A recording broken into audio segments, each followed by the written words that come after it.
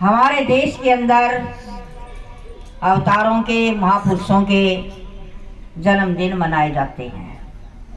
हमें भी जन्मदिन मनाने चाहिए। चाहे बूढ़ा है, चाहे बच्चा है, चाहे जवान है, चाहे लड़का है, चाहे लड़की है, सबके जन्मदिन बनाने की हमारे देश में प्रथा है। परंतु एक पाश्चात्य संस्कृति की गंदी हवा हमारे देश में आ गई है।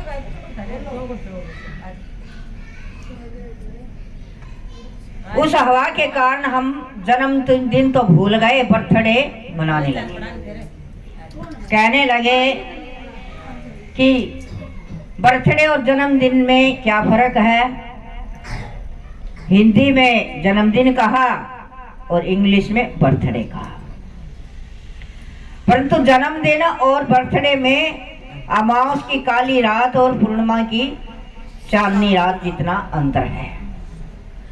बर्थडे पर दीपक बुझाए जाते हैं, जन्मदिन पर दीपक जगाए जाते हैं। जन्मदिन पर जोड़ा जाता है, बर्थडे पर काटा जाता है।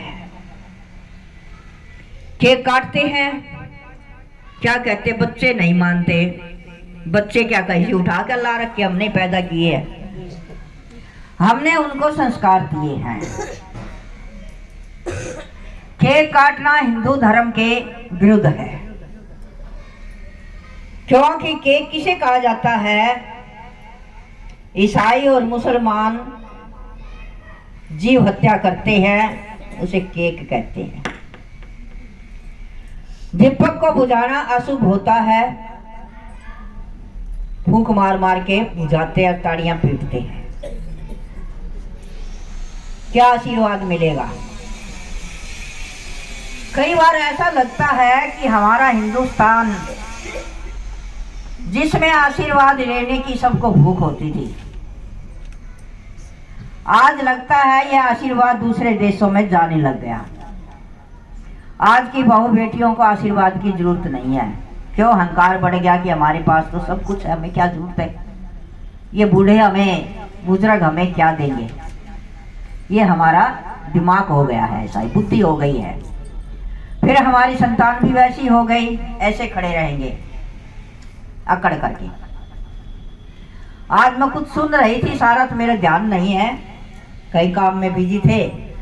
थोड़ी सी बात समझ में आई कि पेड़ के ऊपर जो फल लगता है तो नीचे झुक जाता है, जिसका तना नरम होता है वह झुकता है, और जिसकी जड़ और तना करड़ा होता है वो डंडा खड़ा रहता है, उसे झुकना नहीं आता।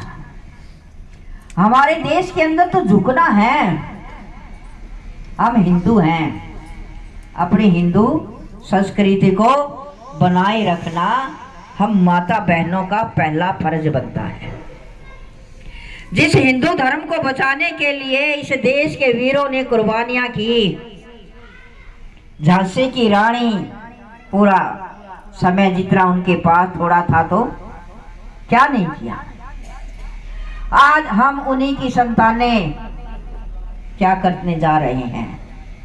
हिंदू धर्म को बचाने के लिए हम कदम उठाएं, हमारी बुद्धि को, हमारे मन को, हमारे शरीर को हिंदू धर्म की ओर प्रेरित करें और अपनी संतान को भी यही शिक्षा दें।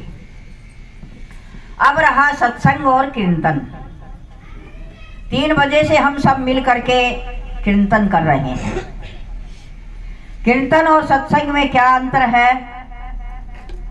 कीर्तन में भक्त लोग बैठ करके सुंदर सुंदर भजन गाते हैं, बजाते हैं, नाचते हैं। और सत्संग किसे कहा जाता है, जहां सत्य का संग हो, सत्संग।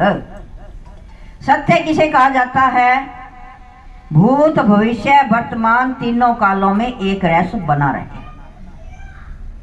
हम विचार करें कि इस संसार के अंदर क्या कोई ऐसी वस्तु दिख रही है जो हमेशा बनी रहे। कुछ वही नहीं दिख रहा। सोचते तो हैं जैसा हम चाहें वैसा बना रहे। सत्य कहते तो हैं, सत्य बोलना चाहिए, परंतु बोलते सभी झूठ है। सब झूठ बोलते हैं, छोटी छोटी बातों में हम झूठ बोलते हैं। डॉक्टर के जाते हैं, डॉक्टर साहब बुखार की दवाई दे दो। बुखार तो पहले चढ़ा हुआ है ही, बुखार की दवाई मांगने जाते हैं। गेहूं पिसाने जाते हैं तो क्या कहते हैं, आटा पीस दे भाई। आटा पीसा है ही पहले, गेहूं पिसानी है। तो हम झूठ क्यों बोलते हैं कि ये संसार झूठा है।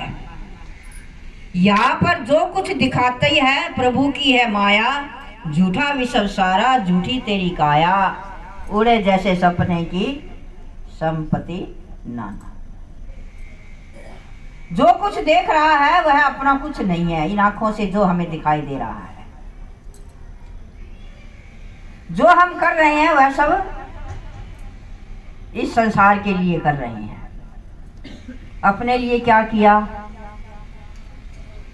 कोई 4 बजे उठता होगा, कोई 3 बजे उठता होगा, कोई 5 बजे उठता होगा, उठते लग जाते हैं।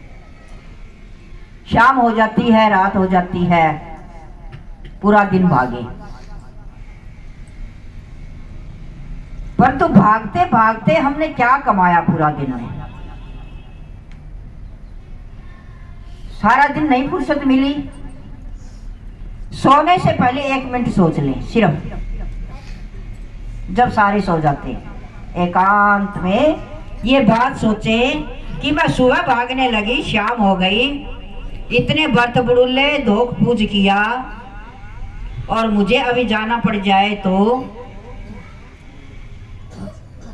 मेरे साथ क्या जाएगा।